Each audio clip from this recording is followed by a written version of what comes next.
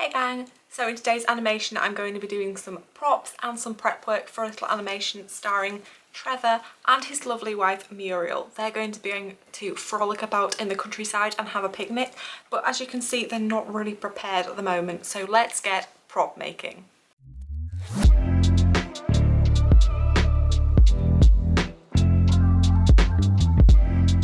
So first up I wanted to make them some walking sticks.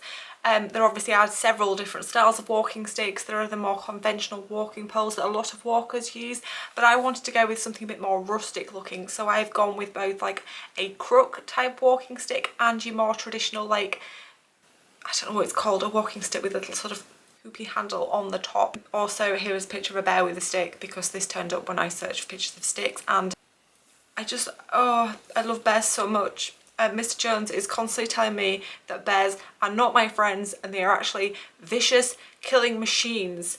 But does this look like a vicious killing machine? It looks so cuddly. Anyway, prop making. So for the two walking sticks I decided to use a framework to build the walking stick on. For the crook type one I just used this sort of like old piece of aluminium wire that was a bit battered that I'd previously used in another project, and for the hook type walking stick I had this, it was like basically the handle or the hanger that some socks came on, and I saw this and was more excited about this than by the socks, like a small child, more excited by a box than the toy that came in the box. Anyway, I held on to this because I thought it could make a good walking stick. It was a bit difficult to take apart. I was trying for quite a while to like just pull it apart and cut it apart, and eventually using a combination of a craft knife and brute force I managed to split it apart. I used some epoxy clay. If you are going to use this at home, do make sure to use rubber gloves because it can aggravate the skin. Just basically take equal parts of both types of clay, mix them together until you have one uniform looking colour clay, and get to work. Then with that clay I basically sort of rolled it into sausage shapes and then sort of squidged that onto the skeleton shape. For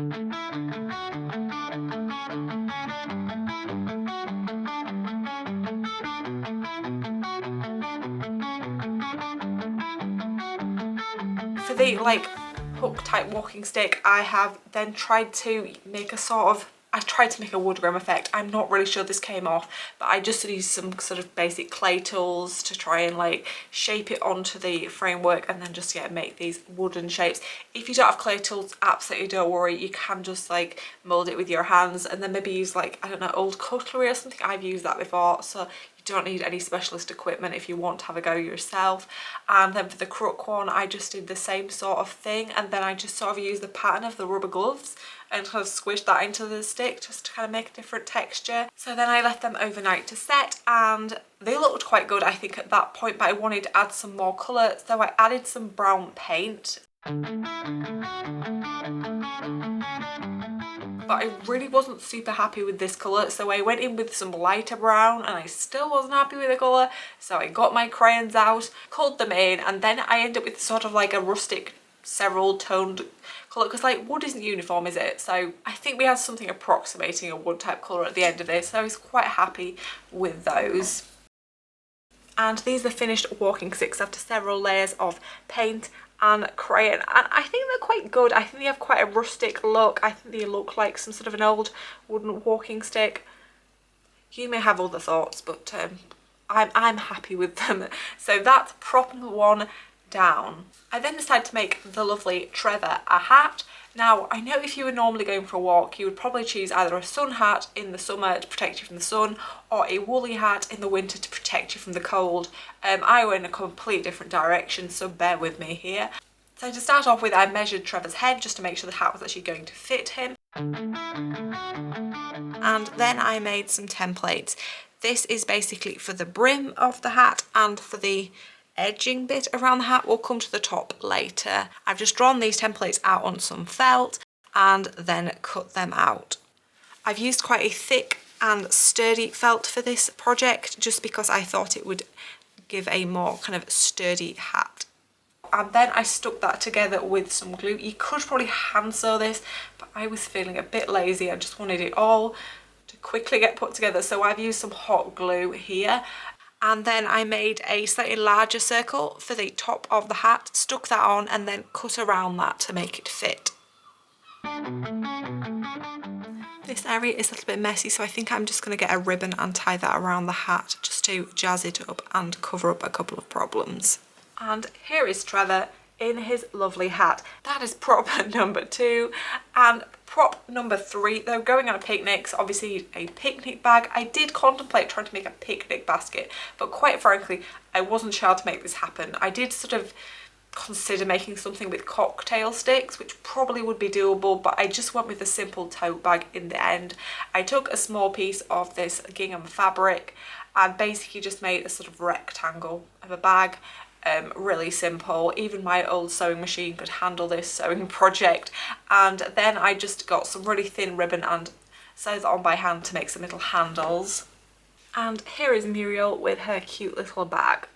So they're almost ready to go. We do need a couple more props, but I had some more props left over from other animations, so I'm going to make use of them. So if we look inside the picnic bag, there is some food in here. We have got some apples and some little bread rolls. I do have another episode where I made food from foam clay, so if you're wondering how I made these, do make sure to check that video out. And for the last prop, we have a picnic blanket, because who wants to be sat in the mud eating a picnic? Not me. So I basically just crocheted a square. I've used a very like thin yarn, so it's not like too bulky and doesn't look kind of too out of proportion with the puppets, but I think it looks pretty nice with the little puppets sat on it. And so that was all the props done, and I was ready to get filming. So now I was ready to make my little animation. Now I was using this countryside set that I made in my last video, and in that video I established the fact that it was not actually fit for purpose as a set for stop motion animation, but I still wanted to make something happen. So what I ended up doing in the end was posing several pictures, almost like a sort of comic book might have, of like, this is the order of things they did. So this is them going for a walk, this is them sat eating their picnic, and basically just took several photos of those things. Then to add a bit more like fun movement to the situation, I added a dynamic zoom on the pictures. Now for anyone who doesn't know what a dynamic zoom is, fear not, I can explain. This is really simple to do in DaVinci Resolve. So if you open up the program and add your picture, click on the picture and then go into the settings, there's just a button you can press. It says dynamic zoom, and then if you play the image, it then just does this. Ta-da! I mean, obviously it's not like magic, but I think it does add a bit more jazziness just than blank pictures. So that's the main element of the animation. I'm not really sure in classes an animation, but I did want to have a play around with the hat. One of the reasons I made the hat was that I wanted to try and blow away. So what I did was I took some invisible thread, and obviously not invisible, but it's basically like fishing wire type thread, hooked that through the hat, and then basically tried yanking it across the set, making it look like it was blowing away.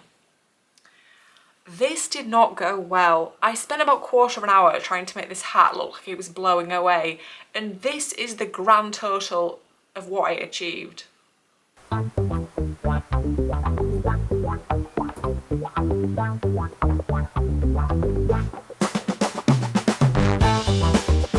I think achieve is the wrong word here. Anyway, I ended up abandoning this before I waste any more of my time and decided to go back to stop motion animation for this one.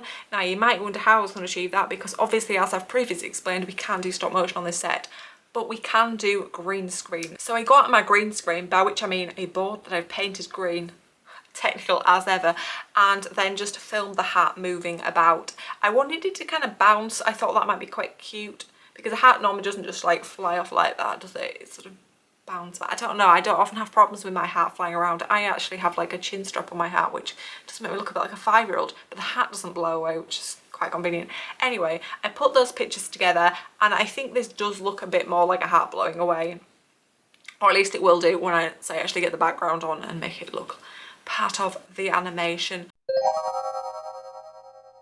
To do the voiceover for the characters, we're going to be using me and, as ever, the lovely Mr. Jones, because he works for free. Should I have brought me brolly? Too late now, love. You need to do some eating noises. Could you just go like, oh, delicious, or yum yum yum or something? The classics. It's like Joey doing his eating noises. Ooh, delicious. Can you just go, oh no, my hat, or oh no, my hat, or something, your hat's blown away. I assumed. Yeah. Yeah, that makes sense. Oh no, my hat. Those look like storm clouds. Maybe getting off then. As ever, we don't really know what we're doing. We're not actors, but I have not got the funds to be paying actors, so just did our best. And that was nearly everything done. But I wanted to have a play around with some creatures, because normally if you're out and about in the countryside, there's normally some sort of creatures bothering you. I wasn't sure which one to do. I didn't want to like add something that was gonna be like scary, like snakes or anything. Fear not, there's never gonna be any snakes in my videos. I think they need to be exterminated from the land. I'm really sorry if you're a snake owner. I'm not gonna come and like harm any snakes or anything, but just, oh, horrifying beings. So I went with snails because I thought snails were quite chill. I mean, you could quite easily run away from a snail, couldn't you? So I drew out some snails, coloured them in. Oh, love colouring in, so exciting.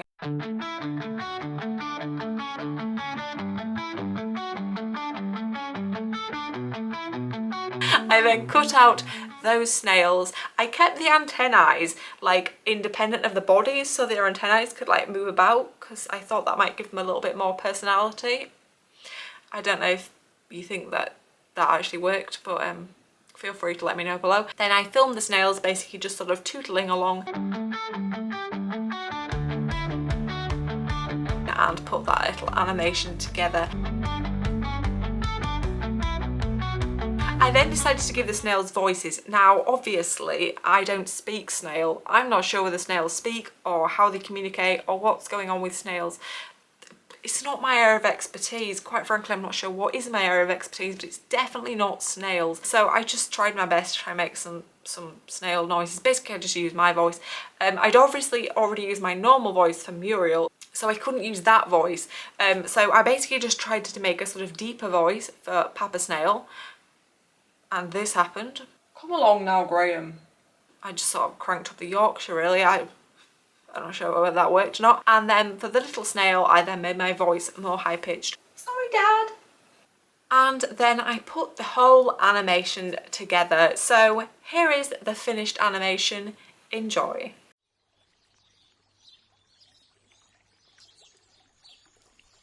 Should I have brought me brolly? Too late now, love.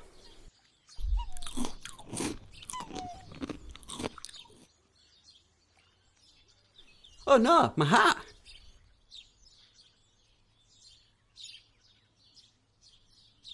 Those look like storm clouds. Maybe getting off then.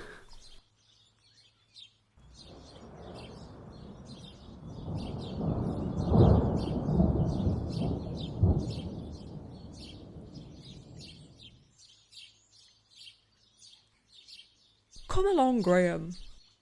Sorry, Dad. Now, I know this probably isn't my best animation. In fact, no, it's definitely not my best animation, but I think given that I couldn't actually achieve what I wanted to, I think it was a good compromise, and I think it does show that just because something might not work out as planned doesn't mean that you can't do something with it, doesn't mean it doesn't work entirely. And I think it also shows that like there are so many different kinds of animation, there are so many different options available to you. If for any reason, due to your circumstances or abilities, you are unable to do stop motion animation, there are different things you can do. So do try things out. Different things might work better for you than other things. So do keep going. It is just a very difficult art form. I'll be back with more animation soon. I do drop videos every second Sunday, so do make sure to subscribe to be kept updated about all things animation and filmmaking, and I'll see you all again really soon. Bye!